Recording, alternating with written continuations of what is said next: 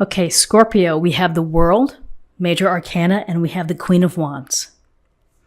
So with the World, we have this beautiful illustration of the woman sitting cross-legged on top of the world. And it's about completion. It's about reaching the end of a cycle for you, the end of a phase, the end of a project, something that has taken some time and some energy and effort, probably some good days and some bad days, but you have reached the conclusion. And it's time to celebrate. It's time to enjoy what you've accomplished. You know, this is about recognition. This is about the reward and the satisfaction that you feel from a job well done. And whether this was a small task or a big task, maybe some of you have been in a graduate program and you're getting close to graduating in December. Maybe some of you have been trying to train for a half marathon or something, and so you've managed to run the race and you've gotten your medal. So the world is about enjoying the rewards of that, of feeling fulfilled, satisfied, and content. Doesn't mean that you just stop and nothing else happens. Now it's time to envision the next goal, the next project, the next cycle that you're going to undertake. Because it's always, what are we bringing to the world? What do we give back to the world? We just don't stop when we complete things. It's the new phase, the new cycle begins. And here's the Queen of Wands. Very, very capable. Someone who understands personal power and charisma and action. She is all about being a can-do kind of person. Wants to have fun, able to handle home responsibilities, work responsibilities, volunteer, and pleasure. So follow your passions. Have fun this week, particularly after reaching this level here. Have fun. Do something spontaneous. Get together with friends. Network. There's always a sense when I see the Queen of Wands with the whirlpool of energy. It's like getting people together, gathering people together to share the energy, to enjoy life, to be active, to bring your passions out. Hopefully, you'll be able to plan your next project, which will be something that excites you, something that you're enthusiastic about. So interesting in terms of guidance, we have the Chariot. Pull this down. The Chariot, which is about movement, which is this hard driving chariot hurtling down the path, and you hold the reins. And within that, you have to have the skill and the talent and the desire to handle this black and white horse who may have different ideas about how to move forward. They may be pulling you in different directions. You have to navigate. You have to compromise. You have to negotiate. You have to use your drive and your ambition to get you to the finish line. So here we have enjoying the reward, the journey, and the completion of a task. Here's the driving forward to perhaps a new task for you, putting all your energy into it. You hold the reins. When you are able to navigate and to keep this chariot moving, you build your confidence, you demonstrate will and ambition. And again, I would say mastery. This is about the mastery of running this chariot down the path toward your goals. This tells me that you're going to be successful.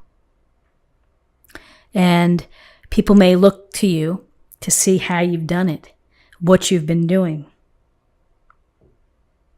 On a literal level, some of you may be going somewhere. You may be traveling by car, by the chariot, or you could be looking to buy a new chariot. So here's this movement towards success. And then we have the Four of Cups. And the Four of Cups is kind of like applying the brakes. We see the woman here just kind of hanging out, looking at the cup. Maybe doesn't see the cups behind. The Four of Cups It's about maybe feeling less than satisfied. Maybe after all of this acclaim and reward and action and moving it out and moving the pace, that there's something that doesn't quite sit with you. And it's not making you feel as happy as you thought it would. And so you are taking time out to think about things. Maybe you need to reset. Maybe you just simply need time. Time in solitude to recuperate, to re-energize is the word I'm looking for. To think about your thinking.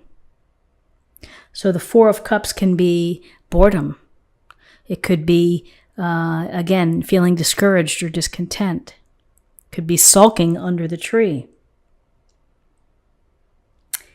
Maybe you have had a lot of activity and a lot of action, and this week things are calming down and you're used to the high energy. And maybe you need to get back to that high energy feeling. So in terms of possible outcomes, we have the Queen of Pentacles and the Nine of Pentacles. So the Queen of Pentacles, different type of energy than the Queen of Wands. She's outside. She's connecting with nature. She is very aware of coins, resources, and building a base of them, having the foundation, putting in the hard work and the patience and the planning in order to become more abundant. She's also very vested in making sure that her surroundings are beautiful, that she's comfortable where she lives, where she sits. So you may be beautifying your home. You may be picking up some bargains, particularly after Black Friday here in the US. You may be handcrafting some things to introduce more beauty within your home or your yard. So this queen, practical, common sense, down-to-earth approach, but very involved in enjoying the comforts of home, enjoying the stability of home. This week it may be important for you to maybe connect with home in order to get away from this sense of boredom or discontent. Maybe time to rest at home. The Queen of Pentacles is loving, kind, and considerate. She's the type of energy that would reach out to friends or loved ones to say, are you doing okay? What can I do to help you? Without someone asking, she's just going to do it because she's very aware and compassionate and loving. Mothering, nurturing. There's a nurturing aspect here. So here's this nurturing aspect, and maybe it's a nice message to take care of yourself and to nurture yourself. And then we have the Nine of Pentacles. Independently successful.